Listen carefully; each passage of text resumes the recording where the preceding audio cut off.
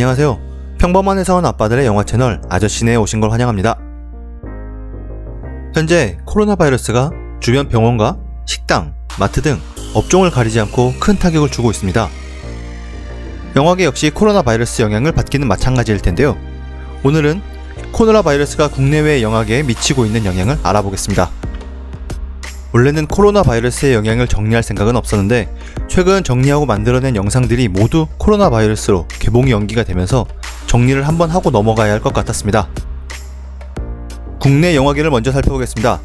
국내 극장가는 그야말로 초토화 상태입니다. 지난주 1위를 한 인비저블맨은 2주 연속 1위임에도 불구하고 누계 관객이 40만 명이 채 되지 않으며 2위를 차지한 1917 역시 개봉 4주차에 계속 상위권에 머물고 있음에도 60만 명이 되지 않습니다. 3위의 지푸라기라도 잡고 싶은 짐승들은 코로나의 가장 큰 피해를 본 한국 영화일 텐데요. 개봉 첫 주 1위를 한 뒤 코로나 영향의 직격탄을 맞아 현재까지도 관객 누계가 60만 명이 되지 않는 정도입니다. 그나마 10위권 내 영화 중에서는 정직한 후보가 불과 지푸라기라도 잡고 싶은 짐승들의 일주일 전에 개봉함으로써 코로나의 영향을 피해 현재 150만 명의 관객을 동원하고 있는 상태입니다.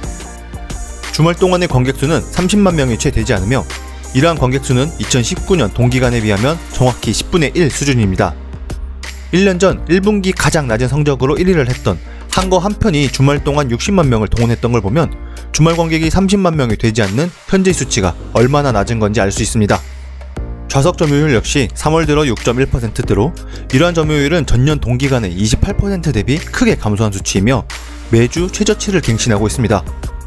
코로나 바이러스로 인한 국내 영화계의 큰 타격으로 2월 26일 개봉 예정이었던 사냥의 시간은 3월로 개봉을 미뤘으나 3월 중 개봉 날짜를 아직 확정하지 못하고 있고 결백이나 온워드 등도 국내 개봉 날짜를 연기했습니다.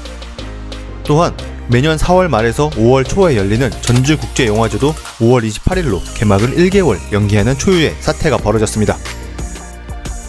코로나 바이러스가 영화계에 미치는 영향은 헐리우드에서도 심각하게 나타나고 있습니다. 금액으로 집계되는 북미의 박스 오피스를 살펴보면 코로나 바이러스가 국내에 영향을 미치기 시작한 2월부터의 기준으로 보았을 때 미국은 우리나라만큼의 영향은 받지 않는 것으로 보입니다.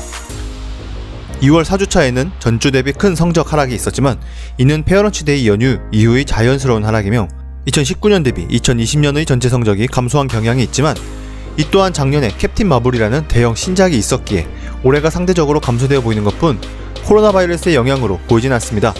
그렇지만 미국에서는 이제까지의 성적보다 앞으로 나올 신작들에 대해 더욱 조심스러운 모습입니다.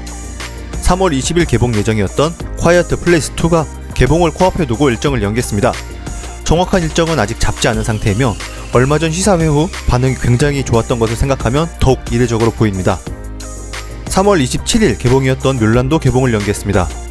콰이어트 플레이스 2와 마찬가지로 최근 시사회 후 좋은 반응을 얻었기에 그대로 진행될 것 같았었는데 마찬가지로 개봉이 얼마 남지 않은 상태에서 연기가 됐습니다. 뉴욕비를 주인공으로 중국을 배경으로 한 것부터 거대 시장인 중국이 1차 타겟이었을 텐데 현재 중국 극장가는 우리나라보다 더욱 심한 상태이니 어렵겠지만 당연한 결정이라고 생각합니다. 중국 극장가의 상황 때문에 개봉을 연기한 영화는 뮬란만이 아닙니다.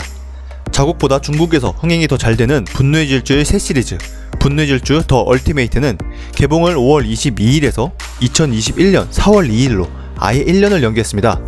매 시리즈가 4월이나 5월에 개봉해서 높은 성적을 보였었고 현재 코로나 사태가 5월에도 진정이 된다는 보장이 없으니 어찌 보면 가장 확실하고 자신감 넘치는 결정이 아닌가 싶습니다. 다니엘 크레이그의 마지막 007 노 타임 투 다이도 4월 11일에서 11월 25일로 개봉을 연기했습니다.